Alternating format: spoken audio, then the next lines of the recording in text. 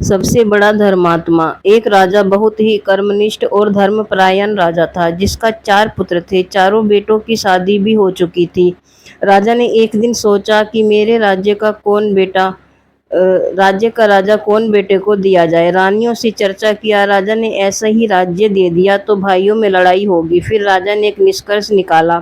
सुबह राजा ने अपने चारों बेटों को बुलाकर कहा, जो भी सबसे बड़े धर्मात्मा को ढूंढकर लाएगा, उसे ही अपने राज्य का राजभार का राजा बनाया जाएगा, और मैं आप लोगों को 30 दिन की अवधि देता हूँ। चारों लड़कों ने सुनकर अपने अपने घोड़ों पर सवार हुए और चारों दिशाओं में चले गए। एक दिन सबसे पहले उसका बड़ा लड़का आया।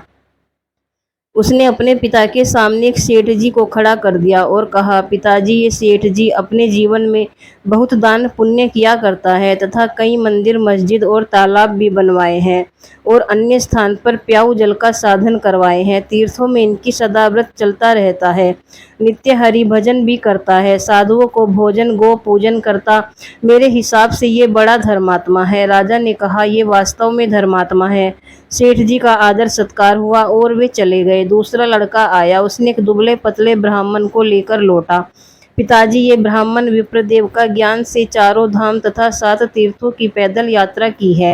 ये सदा चंद्रायन व्रत भी करता है और कभी झूठ नहीं बोलता है। ये ब्राह्मण को क्रोध भी नहीं करता। तीनों समय स्नान करके संध्या वंदन मंत्र जाप करता है। अर्थात मेरे हिसाब से दुनिया का सबसे बड़ा धर्मात्मा है। राजा ने ब्राह्मण को प्रणाम किया, उन्हें बहुत सी दक्षिणा दी और ये भी अच्छे धर्मात्मा है। तीसरा लड़का भी आया। उसने एक साधु बाबा जी को लेके आया था। बाबा जी आते ही आसन लगा के नेत्र बंद कर लिया। उनकी बहुत बड़ी जटा थी। शरीर पर केवल हड्डियां भर जान पड़ती थी। लड़का ने बताया, महाराज बहुत निवेदन प्रार्थना करने पर पधारे हैं। ये बहुत बड़े तपस्वी हैं। धूप हो, गर्मी, बारिश, सर्दी हो, बिना अन्न जल के सिर्फ हफ्ते में एक बार दूध पीते हैं। ये सदा भगवान का ध्यान करते हैं। दुनिया में इससे बड़े धर्मात्मा की सोचना भी कठिन है। राजा ने महात्मा को प्रणाम किया। महात्मा आशीर्वाद देकर बिना कुछ कहे चले गए। राजा ने कहा, अवश्य ही ये बड़े धर्मात्मा है। सबसे अंत में छोटा लड़का आया। उसने एक गरीब किसान मैले कपड़े पहने हुए को लाया था। उस किसान ने दूर से ही हाथ जोड़कर डरते हुए राजा के पास गया। उसी समय राजा के तीनों लड़के छोटे बेटे की हंसी मजाक उड़ाने लगे। छोटे की मूर्खता पर खूब मजा लिए। छोटे भाई ने कहा, ये गरीब किसान, एक कुत्ते के शरीर में घाव हो गया था। पता नहीं किसका कुत्ता था। मैंने इसे घाव को साफ और मलहम पट्टी करते हुए पाया, अर्थात इसे ले आया। पता नहीं ये धर्मात्मा है या नहीं, आप ही पूछ लीजिए। राजा ने पूछा, तुम क्या धर्म करते हो?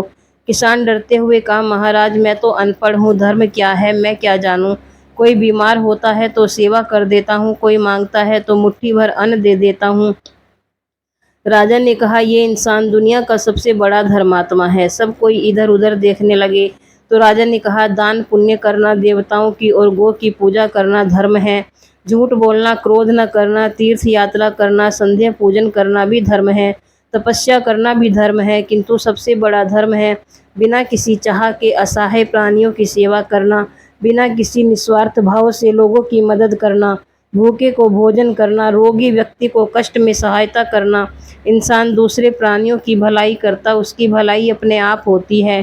तीनों लोकों में स्वामी भगवान उनके ऊपर सदा प्रसन्न रहते हैं।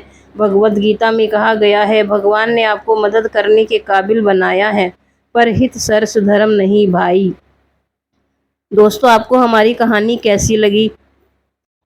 कृपया कमेंट और लाइक करके अवश्य बताएं और चैनल को सब्सक्राइब करना ना भूलें। बहुत बहुत धन्यवाद। मिलते हैं अगली कहानी में।